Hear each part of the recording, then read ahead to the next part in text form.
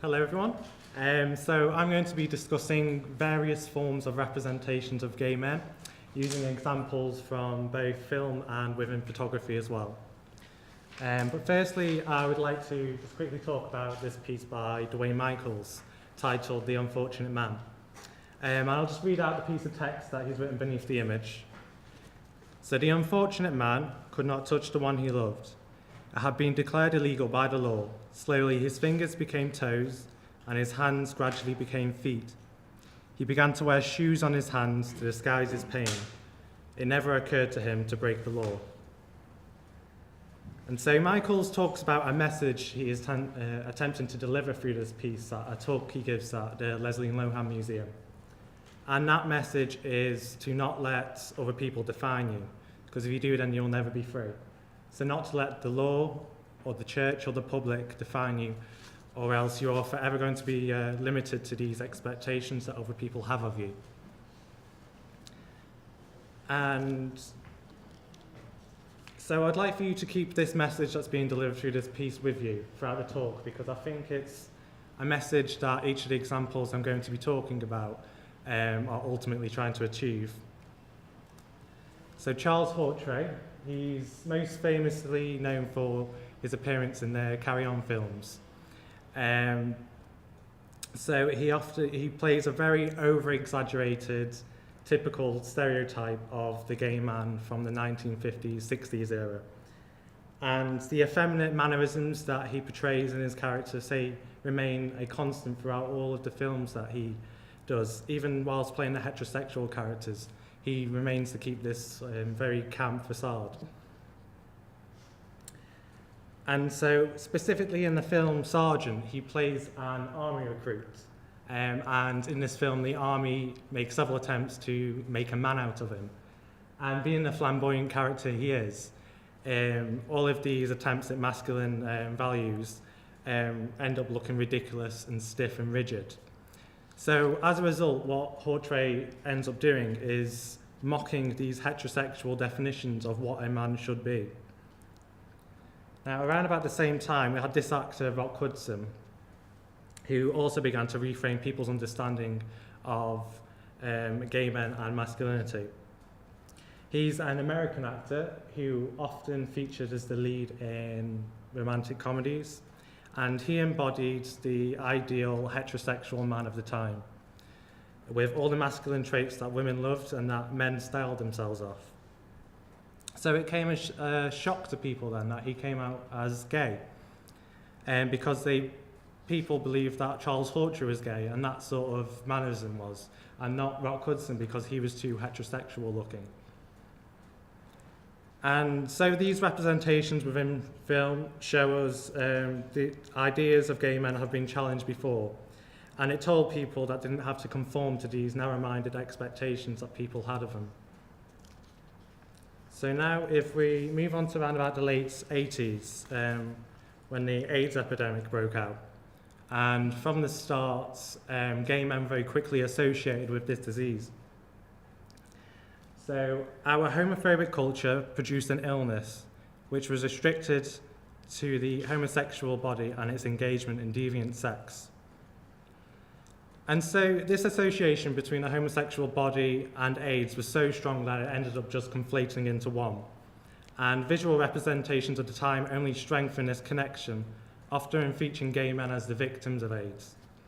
And this is exemplified in a body of work by Nicholas Nixon titled People with AIDS. What his portraits ended up doing, they gave AIDS a body. They gave it an image to associate with. And this work often featured gay men such as these as weak and defenseless.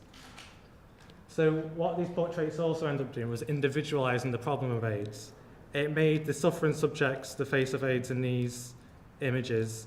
It made it appear that AIDS can only affect these people, not anybody, not just anybody.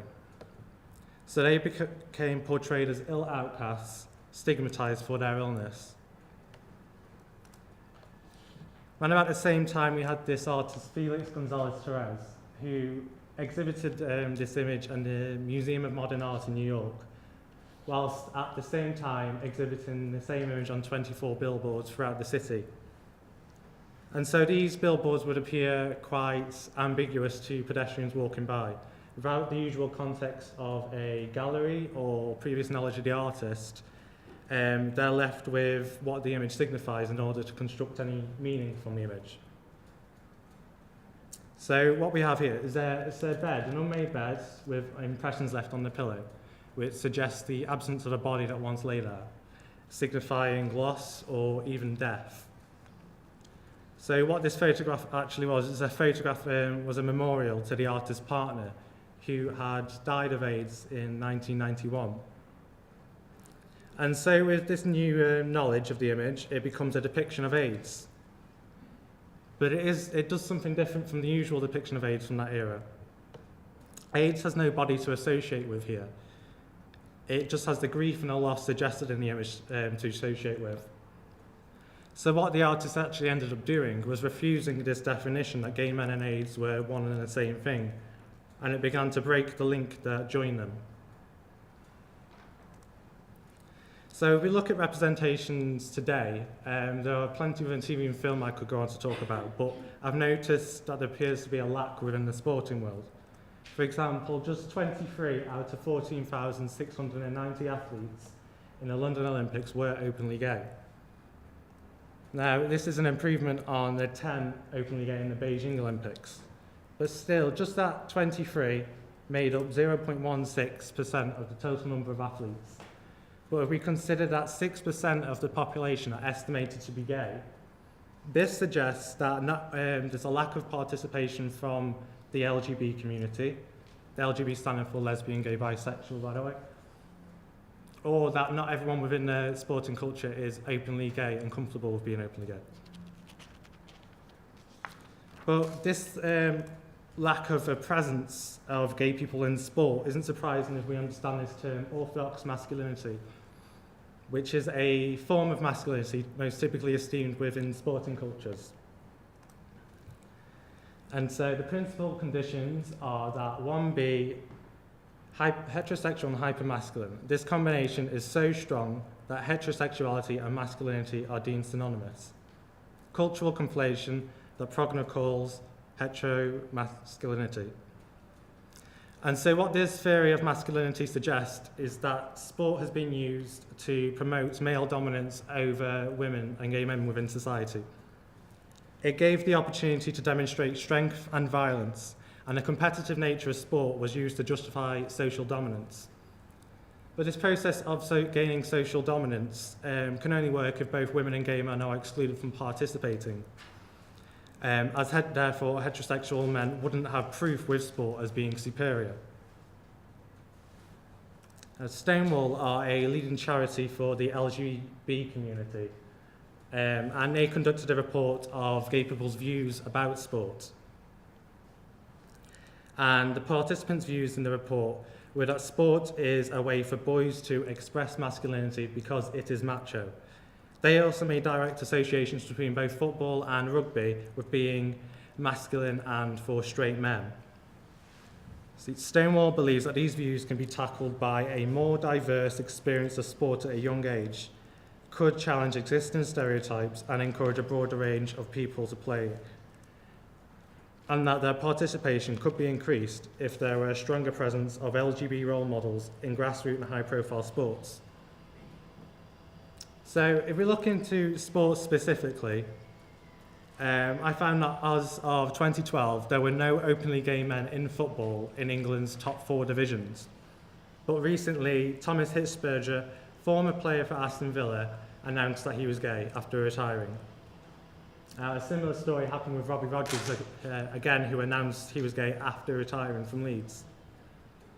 And the reason for not announcing their sexuality until after they had retired from the club were because of these concerns that they expressed, that it could jeopardise sponsorship deals. But also their abilities could be brought into question by several people, such as their fans, the coaches and their teammates. So with all this in mind, it appears quite clearly, that, at least to me, that there is this stigma for gay men within sport, because of these rigid notions of sexual orientation and gender, as well as this sheer lack of presence of gay people and representation within sporting cultures.